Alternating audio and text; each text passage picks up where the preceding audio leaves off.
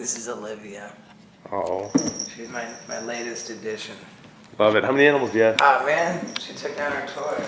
I have 2 dogs and Olivia. Gotcha. The dogs are they're downstairs. This probably stands to be more of a nuisance than anything, but You watch cat videos on YouTube? no. Maybe if I put this. Look, so I gotta say congratulations, man. Right? A big victory in this SeaWorld fight. It's not over, but it's a step in the right. Let's be careful what we celebrate. It's a step in the right direction. Now, why do you? Well, I got really excited when I found out. Sorry, here, let me just finish tying this for the cat. Sure. It does. That's better. That she ripped down the last one. Kitty! Olivia, here you girl. Come on, girl. I wonder if that's too high for her. It might be.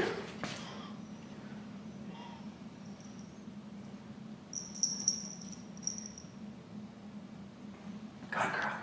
Come on, girl. So you were excited at first. Yeah, when I found out that SeaWorld was announcing their end to the Orca theatrical show, it seemed like really exciting and thrilling, and particularly for me because, you know, I've gone to some pretty major lengths to protest SeaWorld, and you know, with California banning, I'll start over.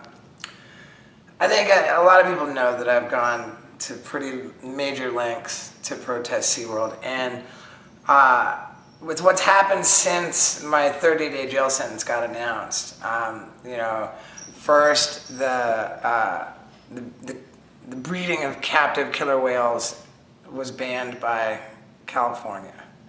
That was a big deal. A lot, yeah. I think that was a big deal, and then, of course, SeaWorld announced that they're going to end their theatrical Orca show, which seems like a big victory.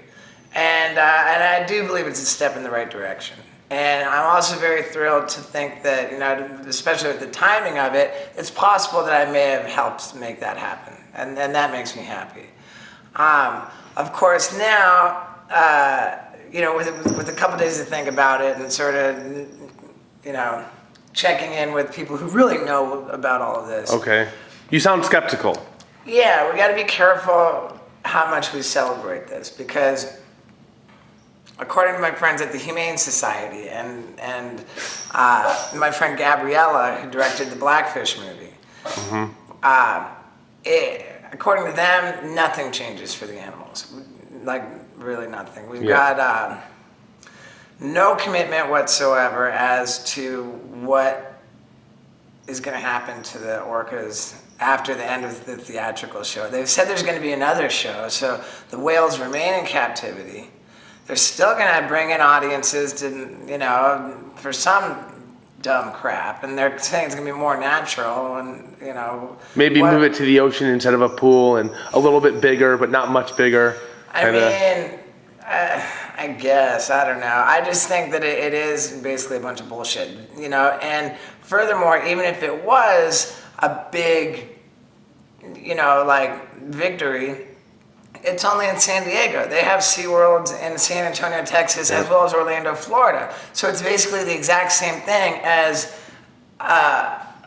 you know, a drug dealer saying, oh, well, I'm not going to sell drugs on that corner anymore. I'm just going to sell drugs everywhere else, you know? Yeah. It's like so hypocritical for them basically to admit that what they're doing is wrong and only stop it in San Diego. So let me ask you this, though. This is kind of where I struggle.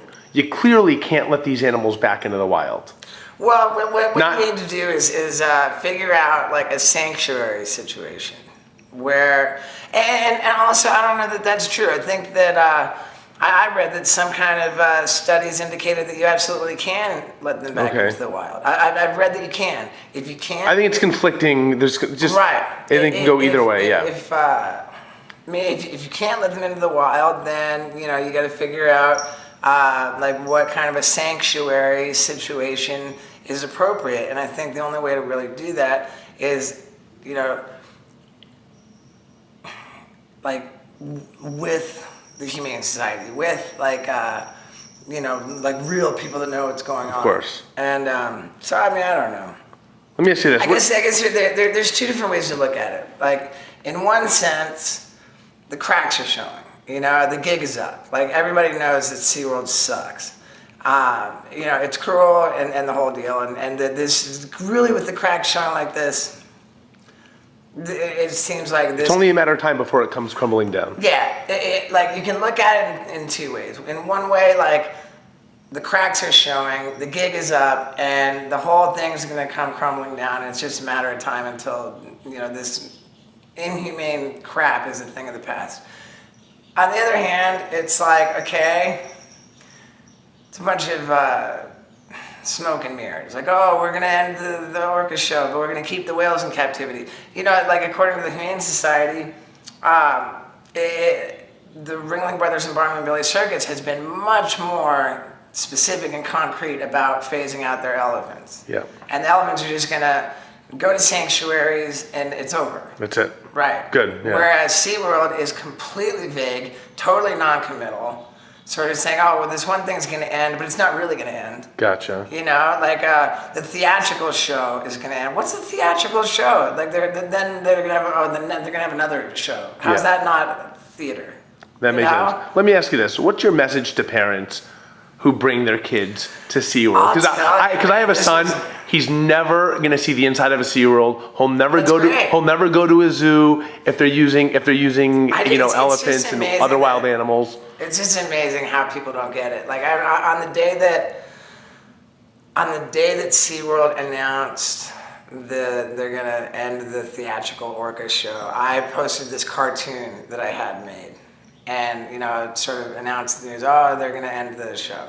And you know, I couldn't help but notice all these comments underneath the photo, like, "Oh, so glad we got to see it before they shut it down." Like, "Oh, we better hurry up and go and see it." It's just like people don't get it, you know. So stupid, yeah. They really don't get it, and I guess like, you know, at the end of the day, I just need, you know, I'm not an authority on all this. I mean, I'm very close to it. Like ever since I was in the circus, and people don't necessarily know that about me.